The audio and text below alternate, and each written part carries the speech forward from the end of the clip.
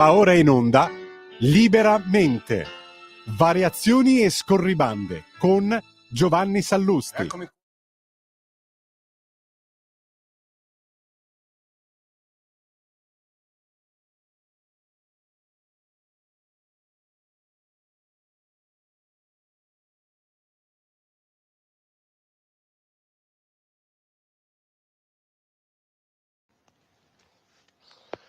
Buongiorno a tutti e bentornati a Liberamente, variazioni e scorribande qui su Radio Libertà.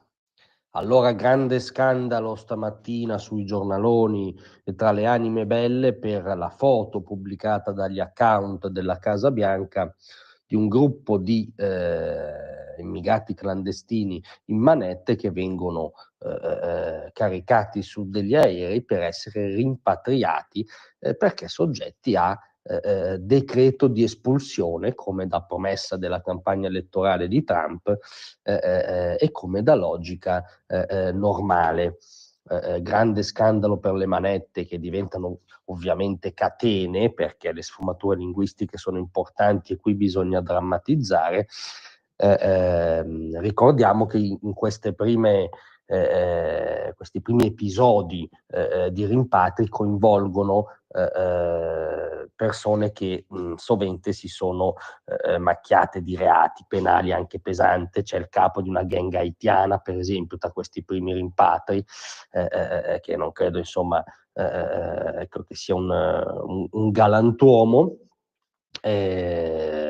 E quindi insomma, al di là di questo è il via di quella grande operazione di espulsione, non di deportazione, che ne titolino nei giornali di oggi, che dimostrano, come dicevamo ieri con Andrea Ruggeri, di non conoscere l'inglese a livello elementare, perché deportation significa espulsione nel nostro linguaggio, non deportazione. Non c'è Himmler in America, non si sta organizzando un universo concentrazionario, si stanno espellendo dei clandestini.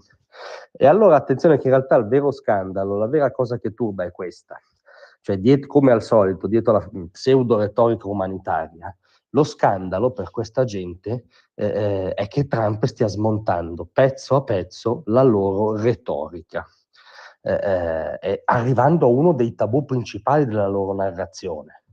Per cui no, l'immigrato clandestino non è una risorsa spesso, peraltro, per le loro carriere, i loro editoriali, i loro libri, il loro percorso professionale. Quindi l'immigrato è sempre stato strumento per costoro. Ma al di là di questo, li irrita irrimediabilmente il fatto che anche qui Trump stia ripristinando la realtà, la condizione di essere in un altro paese in modo clandestino, senza alcun permesso, violando qualunque legge, perché a monte non devo essere lì. Non ha nessun afflato mitico, non realizza una supposta condizione apolide dell'umanità, ma configura un reato, configura una situazione extra legem che va sanata. E va sanata nella pratica, cioè bisogna espellere questa gente da un territorio dove non si deve trovare, perché lo Stato-nazione esiste ancora. Questo aggeggio escogitato dalla cultura occidentale, che tra le altre cose è l'aggeggio che ha garantito la maggior quota di libertà e benessere ai cittadini, perché i confini hanno un senso, i confini sono confini anche di civiltà, di pratiche, sono ovviamente non sono muri invalicabili, sono muri valicabili seguendo la legge, le procedure, con dei motivi, non sono azzerabili. Tutto questo è questo che li irrita, è per questo che sono scandalizzati. La foto è solo lo strumento da mettere in pagina per suscitare appunto un po' di indignazione e di lacrima facile delle anime belle, ma l'indignazione di costoro è che li sta crollando il castello di sofismi che hanno costruito in questi anni. perché è un sofisma dire che la clandestinità è una risorsa. Nella realtà la clandestinità è un reato e spesso un problema per chi la subisce. E l'ha detto meglio di tutti Tom Homan, che è lo zar dei confini dell'amministrazione Trump, colui che sovrintende a tutte le operazioni di espulsione e di nuova gestione dei confini, perché prima non erano gestiti, il confine sud degli Stati Uniti equivaleva né più né meno che a un colabrodo.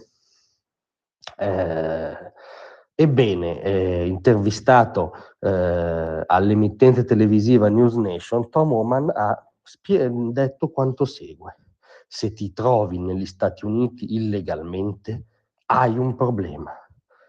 Questa è musica per le orecchie di qualunque liberal conservatore abbia dimorato ostinatamente in questi anni nella realtà, al dispetto delle fanfare della bolla ideologica. Se ti trovi negli Stati Uniti illegalmente, hai un problema. È il ritorno, sentite che è una cosa normale, perché se tu sei in un paese illegalmente hai un problema, nel senso che stai violando la legge, devi essere ricondotto in una situazione di non illegalità. Suona rivoluzionaria, perché per troppi anni ci hanno abituato che era una bestemmia. No, è il ritorno della normalità. Se ti trovi in un paese illegalmente, hai un problema. Deve funzionare anche per l'Italia. Se ti trovi in Italia illegalmente, hai un problema. E da questo punto di vista il governo di centrodestra ha segnato dei punti ed è anche su questo uno dei più vicini all'amministrazione Trump, ed è un'ottima notizia, e loro non la mandano giù. Quindi glielo ridiciamo, perché è musica per le nostre orecchie. Se ti trovi negli Stati Uniti illegalmente, hai un problema. La realtà è tornata, fatevene una ragione. Grazie a tutti, a lunedì. Tra un manifesto e lo